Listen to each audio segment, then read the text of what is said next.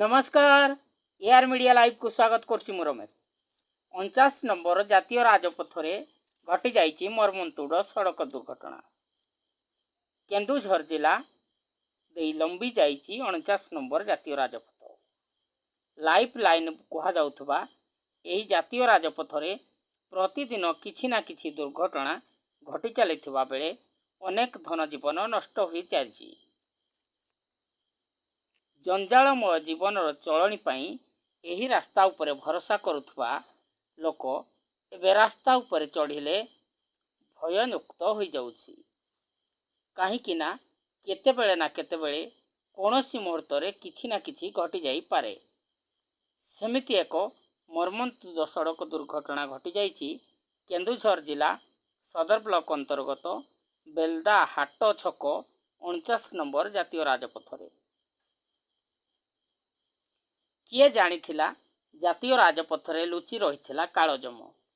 प्रत्येक सप्ताह भली बेलदा साप्ताहिक हाट को आसीथिले शंकरपुर ग्रामर 55 वर्षर आर्तत्राण बारिक।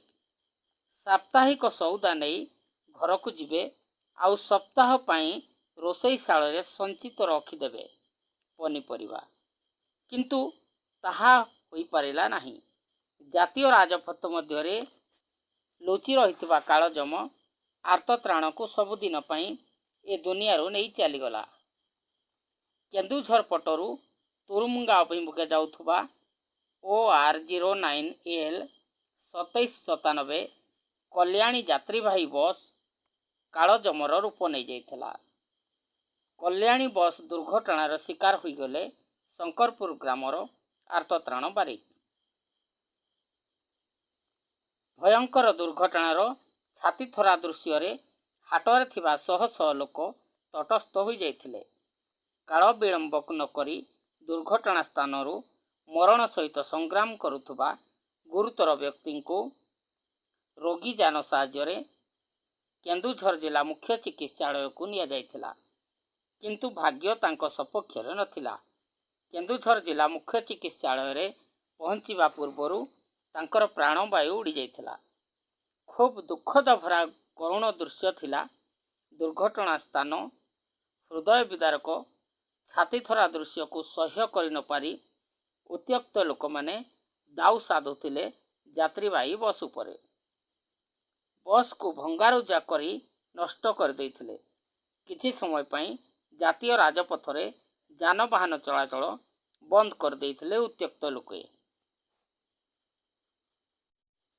घटनास्थल रे केन्दुझर सदर पुलिस पहुंची उत्त्यक्त लोक को बुझासुझा करथिले। विलंबरे हेउ पछे रास्ता रे पुणी जानवाहन चलाचल करिवार स्वाभाविक होइथिला। एमिति अनेक दुर्घटना रोकिबारे प्रशासन विफल होइछि। बेपरुआ गाड़ी चालना मद्यपान करी गाड़ी चलैबा यार मुख्य कारण बोली साधारण रे आलोचना होउछि। केमिति दुर्घटना को नियंत्रण कराजिबो ताहा प्रशासन सजाग रहिबा आवश्यक बोली बुद्धिजीवी महल रे चर्चा चलिछि। केन्दुझर सदर रु देवानंद महंतଙ୍କ रिपोर्ट।